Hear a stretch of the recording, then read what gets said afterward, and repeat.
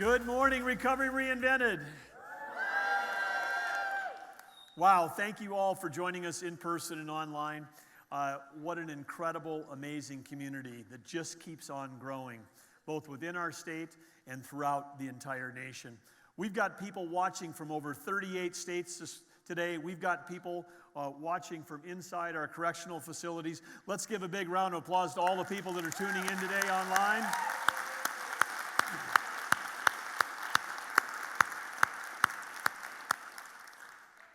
The power of you, I want to say to all of you here and all of you that are joining us virtually, you matter. You matter and your voice matters.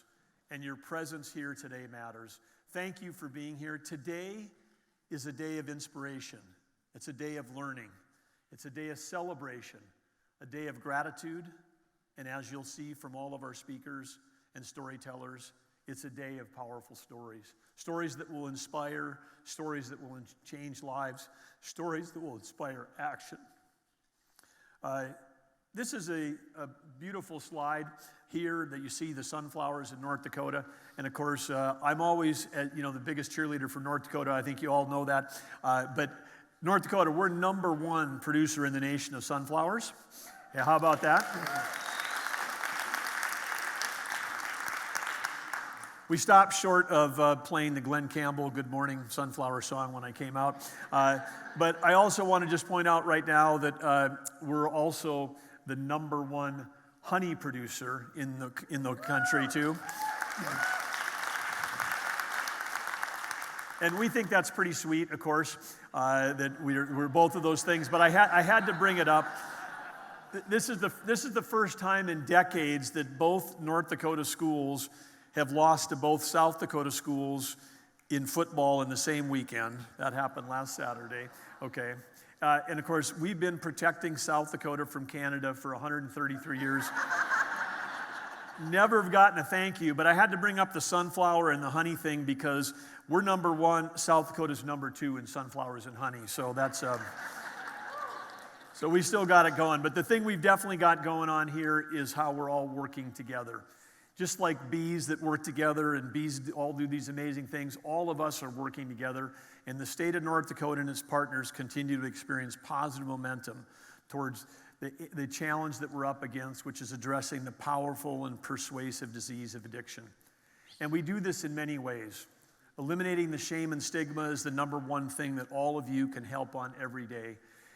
Increasing access to behavioral health supports, that's what we're doing. We've been working with our legislature and with all the providers across the state and with many of you, our peer support specialists who do such a great job. And we're creating a new culture in North Dakota, a culture of normalization, because addiction is a disease and we should be able to talk about it the way we talk about cancer, the way we talk about diabetes, and the way we talk about any other chronic disease, because addiction, if untreated, is not only chronic, I mean it stays with you, but it's also progressive and it's ultimately fatal. And when people have the disease of addiction, we should be reacting the same way we do if, wow, we heard that so-and-so got cancer, so-and-so's got diabetes. That's how we should be thinking about this, and we're starting to make that shift. And by focusing on this and understanding where we understand that behavioral health is actually healthcare, it's not some other thing. It's not a moral failing. It's not a choice. Behavioral health and brain diseases are diseases. By focusing on the well-being, the physical health, the behavioral health, and the economic health, we continue to grow as a strong and healthy state. And by so many measures, we're doing that. GDP among the highest in the nation in North Dakota. Highest workforce participation in the nation. We've got young people returning to our state. Our birth rate is the second highest in the nation right now, behind Utah. They're hard to catch. But some of you are working on it, so thank you on that. But we continue to grow as a strong and healthy state. But as always, I want to kick off when I speak. I want to talk on behalf of North Dakota and the other being great and honored to be serving the role I am. But I also think of this as the Chief Gratitude Officer, and I want to lead with gratitude. You're going to hear from amazing people this morning. I mean, grateful for the leadership. Jonathan Holt, in his second year as the Managing Director of the Office of Recovery Reinvented. Jonathan himself has been a past speaker. He's used his lived experience as a person in long-term recovery to ensure that we're creating an intentional space for people to gather in recovery, for their families and whatever. And he himself, as a small business owner who's got operations running across our state, runs one of the most progressive, workforce-friendly, recovery-friendly businesses in the state, and it's a role model. But he's been traveling all over the country, speaking with groups of all sizes and people in all backgrounds to help normalize the conversation, sharing his experience in what we're doing in North Dakota to stamp out the disease of the stigma associated with the disease of addiction.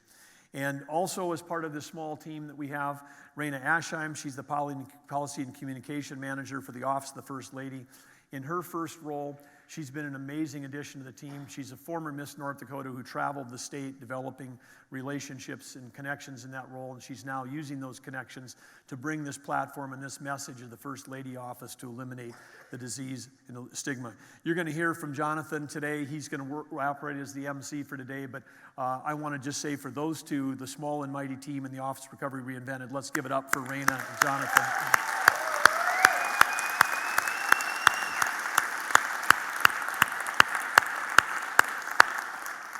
And wow, what a great support we've had from the Magic City. Minot and Minot State University, Mayor Tom Ross, President of Minot State, Steve Shirley, we were with them last night at the welcome reception, Vice President of Student Affairs, Kevin Harmon, Dr. Vicki Michaels, she's the chair of the Addiction Studies Program, one of the leading programs that we have in the region and one of the top ones in the state. You're going to hear more from her. Everyone at the team at Minot State has contributed, the students, the professors, the faculty, the staff, the administration, everybody that worked to get this facility ready, and the team at Visit Minot and the Minot Chamber. When we announced that we were coming to Minot for this year's event, the community stepped up and is committed to making this year's event one of the best ever. And so, again, I wanted to say, let's give it up for everybody on Team Magic City. Way to go.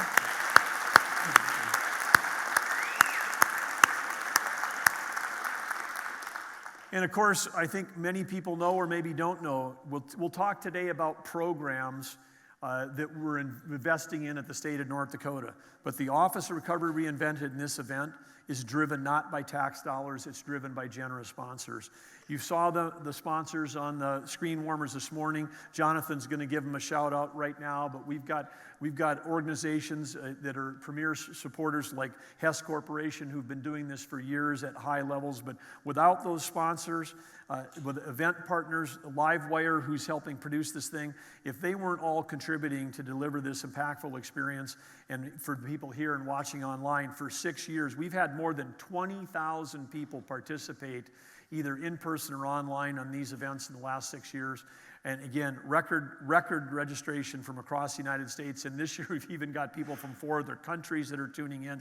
So let's thank for all of our sponsors for making this thing possible.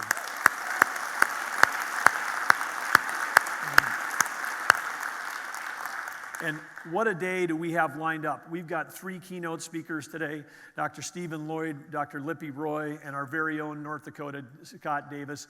They're recovery storytellers, and we have recovery storytellers in addition, but these keynoters, do not miss these. Make sure you're here. After you see them, you're going to want to share them with all of your friends. It'll be able to do that. You'll be able to point them to the website and say, go watch this video. But all of these people are so courageous in sharing their stories of recovery. And because of all of the storytellers and all of these keynote speakers, we know this is going to be a fantastic day. So ahead of time right now, I can just say, let's give it up for everybody who's got the courage to get on stage and speak today. Let's go.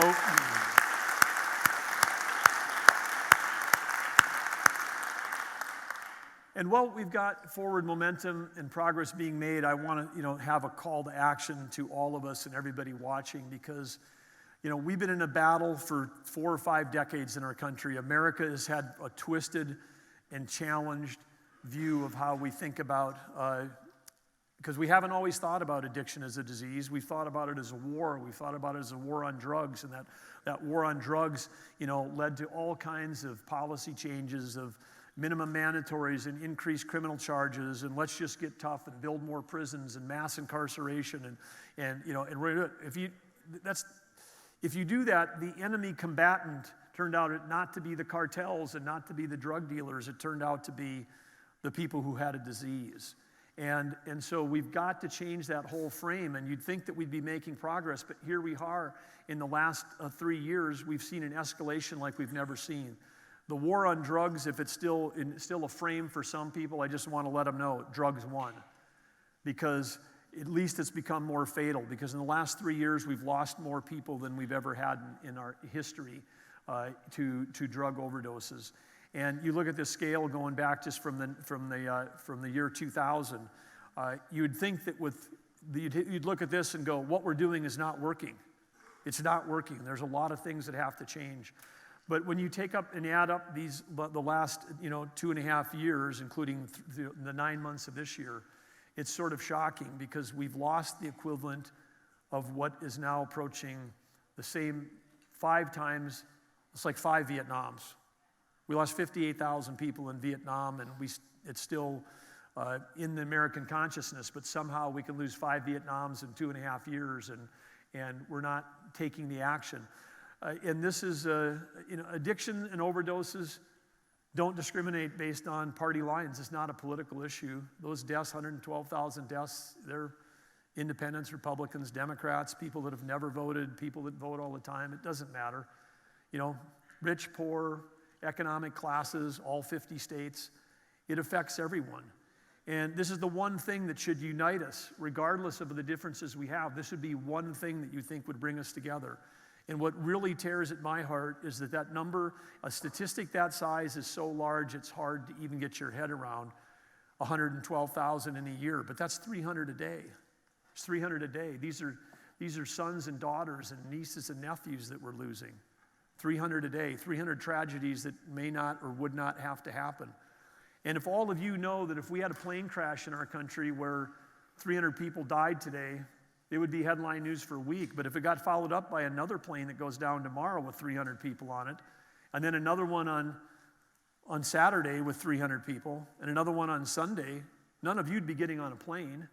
You'd be telling your family members, don't fly. You would be calling on everybody you know to do something and take action. But this week, again, we lose 300 people a day and people taking action. But you're here. So the call to action is you're part of the team that's going to help raise awareness. You're going to use your voice to help make a difference, and you can do that right here in North Dakota. Now, we're fortunate in North Dakota that we've been impacted less than other states, but like all states we are, and many of you know, and I'm sure there's people in this room, there always are at Recovery Reinvented, people who've lost a family member. And if you go back 5 years in North Dakota, that we've got just under 500 overdose deaths in the state of North Dakota. And like the rest of the nation, of those 5 Vietnams, 70% of those deaths are fentanyl poisonings. Some of these aren't people who've struggled with addiction for years. These are people that may have, Catherine and I have met a family where their child bought a Percocet for $30 and then took it, and it was fentanyl laced, and died in his own bedroom in their own house, and they thought he was sleeping in, and they found him dead the next morning. But this 500 that we've lost, down the road, you go east of here about 45 minutes to hit the town of Towner on Highway 2. 496 overdose deaths, that's like the whole town of Towner being wiped out in the last 5 years. So we have to try to get these around our head, that these are family members, community members, and it touches everyone.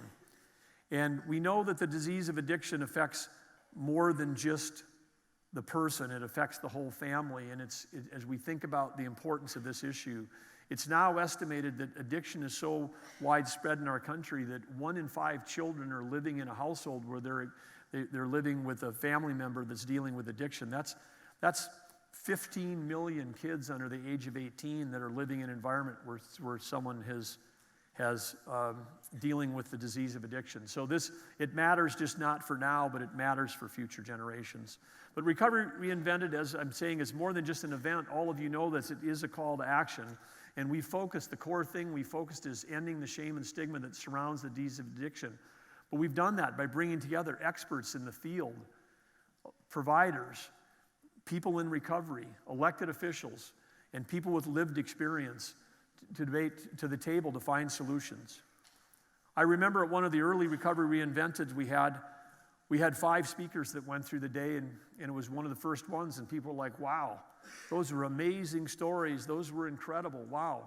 Catherine came out at the end of the day and said, did you like today's speakers? Yes, well, amazing. Well, of those 5 speakers, 4 of them were felons, and the room fell silent. Because when we talk about the stigma, we have added so many penalties and taken so many misdemeanors and turned them into felons and then felonies. And of course today, if you got a felony for some drug charge, even years ago, you can still be discriminated against for housing and for employment. I mean, we all talk about we want to have a nation free of discrimination, but we have encoded into law that if somebody, ends up with a felony related to a drug charge, they're basically in a spot where they could be pushed down for their whole life. We're trying to change that in North Dakota. We're trying to work through that.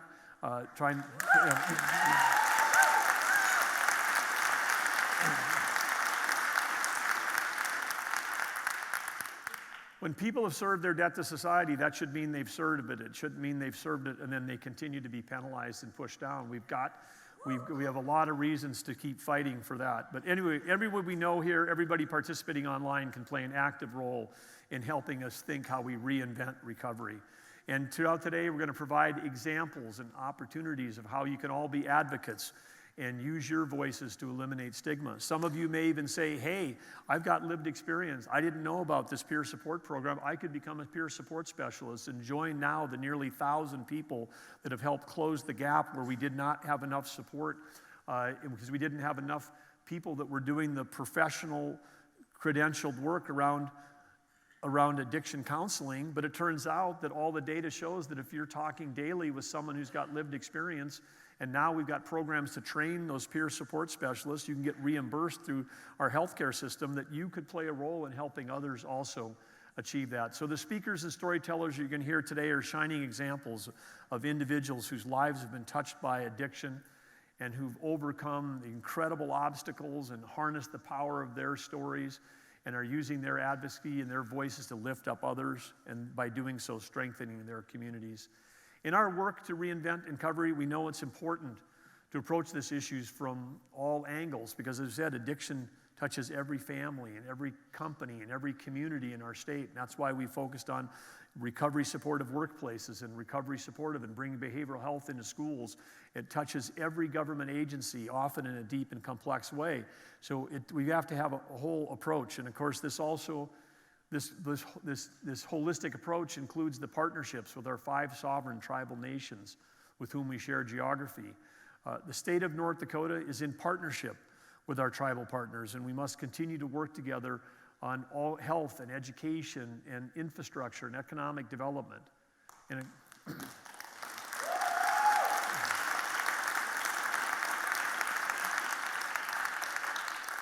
of course, this seems like a no-brainer to me, and because it's not just the right thing to do, but every enrolled member of those tribes also is a North Dakota citizen. They're a U.S. citizen.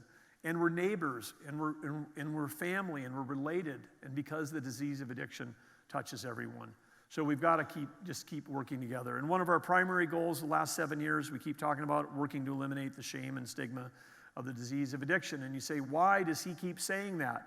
Why is Catherine, why are Doug keep talking about eliminating the shame and stigma? Well, if you understand it here because you've lived it, you understand that if a policymaker, if someone who's deciding where our dollars go and the programs we develop and the approaches we have to behavioral and mental health and the services we have and the facilities we build, if they believe that addiction is a choice and it's a moral failing, you're going to get what we got the last 50 years. Because if it's a choice, man, I got an idea. I'm going to increase penalties.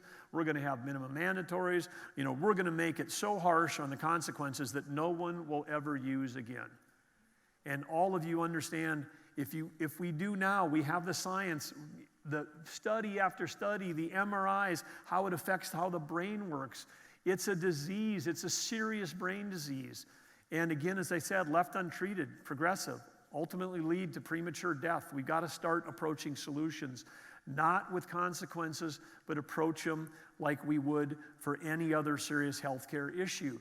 And when we recognize it's a disease and it becomes a public health concern, to change the hearts and minds around addiction, we need to be leaders that are establishing and collecting and sharing great data. And so we're one of the only states that's done a stigma survey.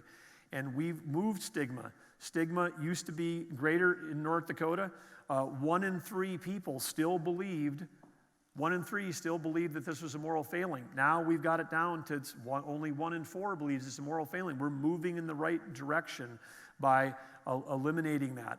And so with this, again, if we thought diabetes was a moral failing, you'd do things like, hey, you get 28 days of insulin, and then if you somehow at the end still have diabetes, wow, you must have made some bad choices. We're going to take your insulin away.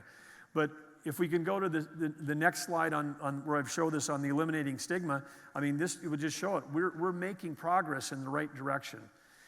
And when we do this, that's how we get our legislature and other policymakers to start allocating dollars towards the kinds of things. Our efforts to show North Dakota and people around the nation that through the power of storytelling, sharing your thing, is an evidence-based approach to eliminating stigma. It actually works. Sharing your stories and normalizing the conversation gets people to start thinking about this differently. And when we think about it differently, then the dollars flow differently, the programs and support. So your voice is here, you being here, you're sharing this, it really is making a difference. And you all play a role. Give yourselves a hand in that.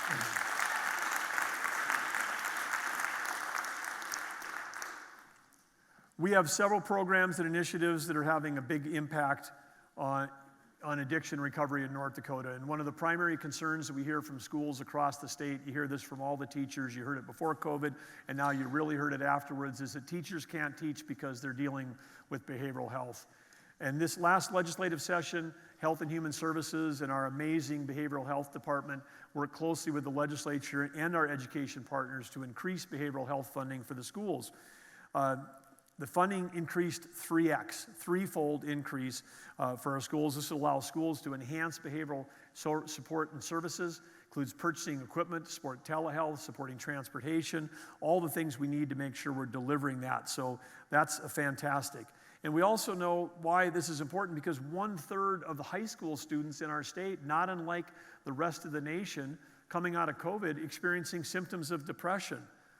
The isolation and other things that were happening. But the North Dakota Department of Health and Human Services recently has been awarded 2 grants to address youth behavioral health. These grants provide over $18 million over the next 4 years to support building and expanding services for youth and expanding behavioral health integration into primary care. Suicide prevention remains a top priority.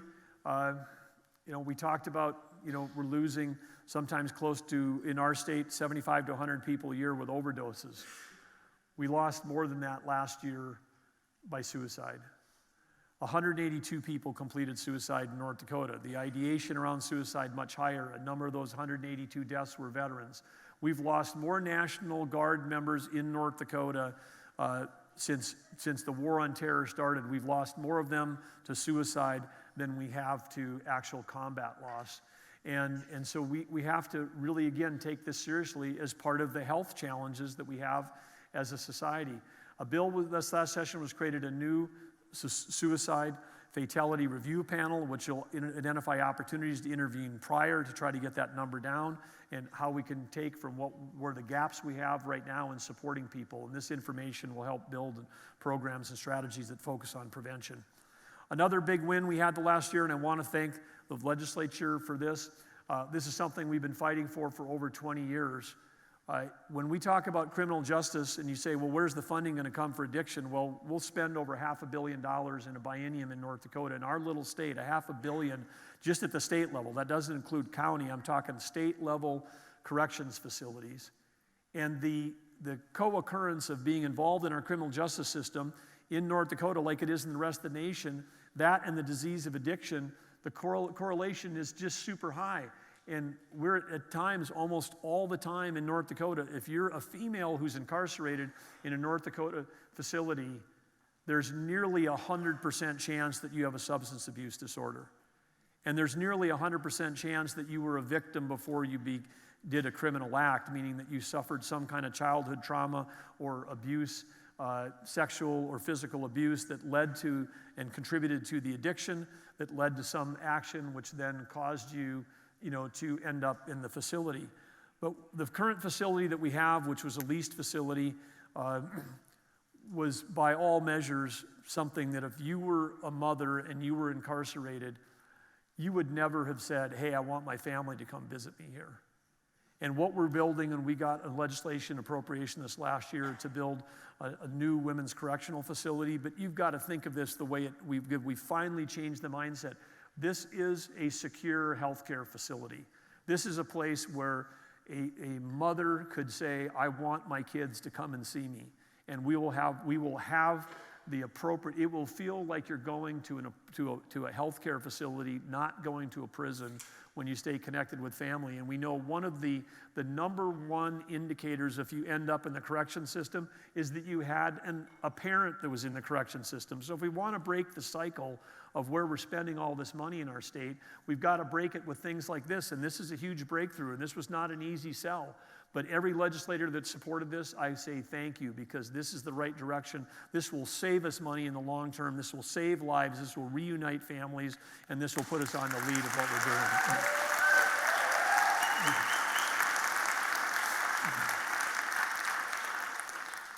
So this is and on that facility, I would also say, I mean, it's going to, dignity, respect, reuniting families, all of those things are going to happen there, and that's going to be fantastic. And on this, of course, there was a national opioid settlement where states participated. They sued against, all the wrongs associated with that. I'm sure you'll hear more about that today from Dr. Lloyd, but when I signed an executive order earlier this year, it created an opioid settlement advisory committee, and over the next 18 years, North Dakota will receive $60 million in opioid settlement funds.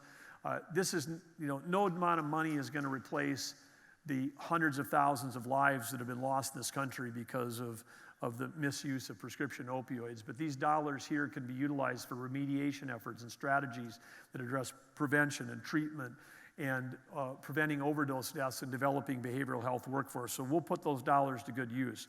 The legislature has appropriated $8 million of the settlement funds to be utilized over the next 2 years, of which at least 20% will address opioid abuse prevention. So I've given some highlights here. You're going to hear from Pam Sagnis, our amazing leader, later in the second portion of the morning, talking about in more depth the programs that are happening and how you can participate and how they can support you and your communities and your companies. And so again, this has been a great collaboration between the different branches of government to drive forward on this stuff. But the whole of community approach that is happening here, we know that this requires us to think holistically. And as part of our statewide strategic planning, starting from the governor's office, all states have budgeting processes. No state that I know of other than now North Dakota has a strategic planning process. Strategy should drive budget, not budget drive strategy. When our cabinet agencies and leaders are here, and a number of them are in the room today, when they come in for strategic planning, one of the things they're asked is, these are our 5 overarching objectives, and one of them is related to addiction and recovery. How does the addiction affect your agency? The first time that we came back, we had agencies that said, well, of course it doesn't affect our agency. Oh, okay, really? Well, who would that be? Well, we're Parks and Rec. Okay, doesn't affect your agency. Do you have, badged uniform officers that have arrest authority? Yeah, they're called park rangers. Do you have any campground disturbances? Yes. Are they related to, people that maybe have excessive use or drugs or alcohol? Well, of course. Like, okay, well, your agency is affected by the disease of addiction, okay? I did that in 70 meetings in a row. There was only 2 out of 70 agencies that actually had a line item for spending money. You know, Health Department and Human Services had a line item related to prevention, treatment, or recovery. The other agencies, all being affected by it, whether it was their team members or whether by the interactions they're having with the public. I mean, our judicial system, when I interview judges, I ask them, what percentage of your work is related to the disease of addiction? I've never had a number come back below 75%. The average is around 80%. Oh, well, 80% of our work is related to that. If that went away, we wouldn't need, you know, all these courts and judges and all this other stuff. You ask the highway patrol, what percentage of their time, you know, on that. Ask about our highway deaths. How many of those are related to impaired? You can look at every agency that I deal with, and every one of them has a budget impact. And now all those agencies are thinking about how does our agency that's not the Health Department and the Human Services Department, how do we do our part to make a difference? So when we talk about whole of community, these aren't just words, these are actual actions. The Department of Securities, which is, you know, deals with financial instruments, they provided Narcan training to all their team members. Corrections and Rehabilitation continued to address addiction by, you know, increasing access to effective medications, providing peer support training to those that were incarcerated. And again, as I said earlier, today they're participating by having all the residents at the DRC facilities, you know, watching in. So if you're in a facility today, from all of us, we're cheering you on. Let's give them a holler right now.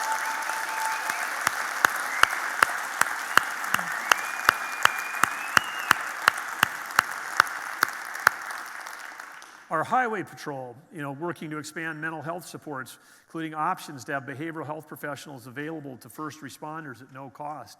Narcan, of course, now for several years, we've been doing Narcan training at this event. Since it was not well received when we did it the first year. People said, what are you doing? You're giving out free Narcan?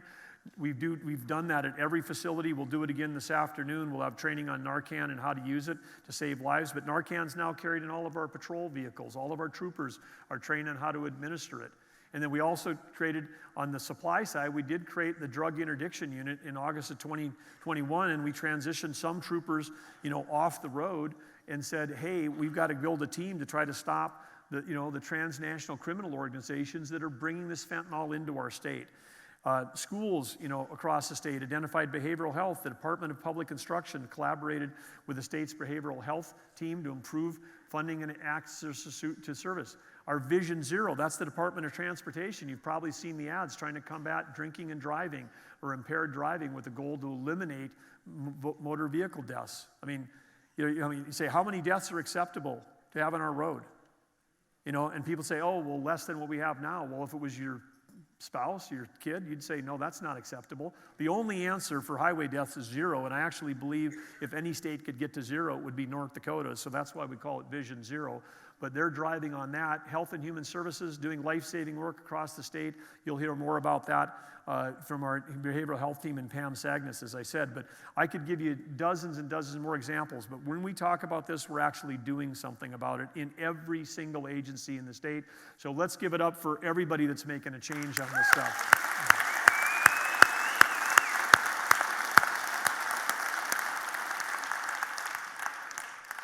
When we took over in North Dakota, we said, wow, we got all these 75 silos, everybody's doing their own thing. What are the things that you would unite everybody in state government? What do they all have in common? Because we're all supposed to serve you. The citizens, the taxpayers, you're the customers. And we got it down to 6 powerful words. Empower people, improve lives, and inspire success. And when I think about Recovery Reinvented embodies that exact same spirit of empowering people, improving lives, and inspiring success. We've got to collectively figure out ways to get our challenges around, get our arms around the huge challenges. And Recovery Reinvented has always begun with one thing, and I think for all of you understand that, but it requires a lot of humility. And I always say there's 2 kinds of humility. One is the humility of sort of saying, hey, I could learn from everybody. I can learn from someone who's lived a completely different life than mine. I may disagree with them, but I can learn from people who've had different experiences. But the hardest part today, and we see it tearing our country apart, the hardest part is that sometimes that we believe things to be true, where if you believe that addiction is a moral failing and you've spent your whole life being told that, it's really hard to have the humility to say, wow, I spent my whole life believing that was true, and it turns out it's not true. It turns out addiction's actually a disease. And that's a provable fact. It's a brain disease. And so having the humility to actually let go of things that we believe to be true is the hardest part of humility. And I want to say to all of those people on that chart, if you're a legislator or you're a lawmaker, a city official, if you're somebody and you said, wow, I've now have the humility to understand that I've learned something new and different. That is what, those are I give credit to the courage for people who have enough humility to say, I was wrong, I've learned something, I now understand there's a different path. But being courageous in your curiosity, that's the way to have it. I mean, if you're too prideful to say, I don't have the humility to change my life, how about just being super curious? How about saying, hey, I've got a lot to learn. Doesn't matter what age I am. There's so much I don't know. There's more that I don't know than I do know. So I'm just going to keep being curious about new solutions, new approaches. I'm going to be curious about people that are in recovery. I'm going to listen to their stories today and go, what can I learn? We want three things here when we talk about this, and we talk about dream, hope, and act, but we want to focus on in making sure the dream stays alive for everyone. We want to focus on the hope that anyone who's struggling, family members, friends, loved ones, no matter what, your efforts matter, and how frustrating it is, we just say, don't give up, don't quit. We're here today to learn, to be inspired, and to celebrate recovery. And recovery is a gift. It's a gift that has lasting impact and acts as a force multiplier for people who are surrounded by a person who finds recovery. And substance abuse disorders, as I said, they don't just affect the individual struggling with addiction, but they've got significant impact on family members, loved ones, friends, co-workers. When a person with addiction seeks and maintains recovery, it can lead to amazing, incredible things and positive outcomes. And according to the research I talked about earlier, this 15 million children under the age of 18, when a parent that uses and has got a substance use disorder, if that can lead to neglect, it can have negative behaviors, it can create trauma, impacts on schoolwork, financial struggles in the family, difficult, gaining employment, host of other issues, and likely, it could end up that you've got an interaction with the criminal justice system. But these children living with addiction, their families are 3 times more likely to experience abuse, 4 times more likely to be neglected. And that is an impact that is beyond the person that has. This is why this disease is so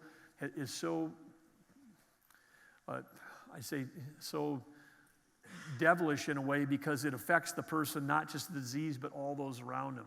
When that family member can find recovery, that script of negativity can be flipped. There's a lot of research that shows that a person in recovery can find the opposite. They can have improved relationships, and they can help family members and other individuals in recovery understand there's forgiveness that occurs and the dynamics of what's going on. So with the improved relationships, reducing stress and anxiety is also key. Stress and anxiety can lead to depression. It can lead to bad choices.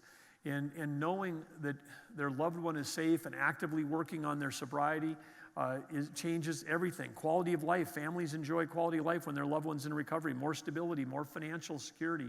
I mean, the benefits of a stronger emotional well-being are huge. And the reduced burden, because when family members, are in addiction, then that means that other family members that aren't shoulder more responsibilities, financial, emotional, caregiving, due to the loved one's addiction. So in recovery, people can become more self-reliant. They can take their share of responsibilities. They can be giving in a spot to give and support those around them. And of course, learning and growth, families and loved ones, experience personal growth and learning as they become more educated about the disease of addiction, recovery, and mental health. They may gain insights into their own behavior and others. And as I said, and then there's another bonus, because when you're in recovery, it's very likely you're going to have an interaction with the criminal justice system. And so all of these things are a gift. And so we just wanted to say, again, anyone with lived experience knows how this can can change their lives. Anybody that's in recovery has seen that recovery is a gift, and I've personally seen it. And the impact that we've had as a family with Catherine's recovery is amazing. It's everything I just went through on that list. And of all the things that I'm grateful for, and I have so many things to be grateful for, one is what recovery has done, not just for Catherine, but for everybody around us. And I have learned so much.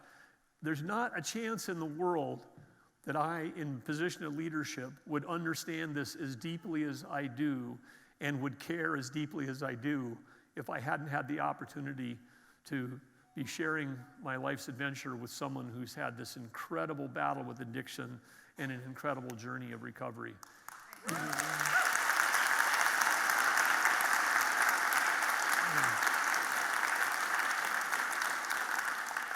So Catherine's recovery has not just, saved her own life.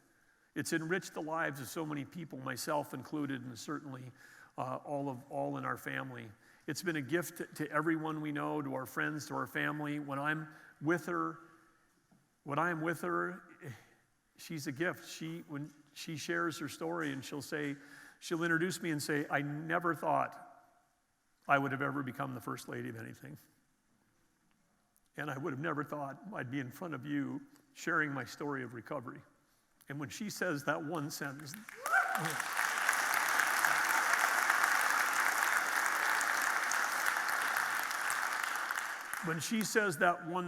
the room goes silent. And no matter where we are in this country, people come up to her after we talk, and they want to talk to her, and they want to share their story.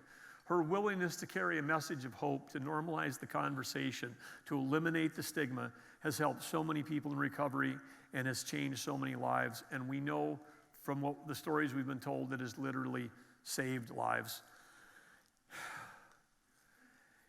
This powerful movement of Recovery Reinvented has become what it was because someone was willing to take that courageous first step. And in North Dakota, we're so fortunate to have one of the most courageous role models in the recovery space. She's used her story and her platform to galvanize hope, drive change, create opportunity for others, and help people find their pathway to recovery.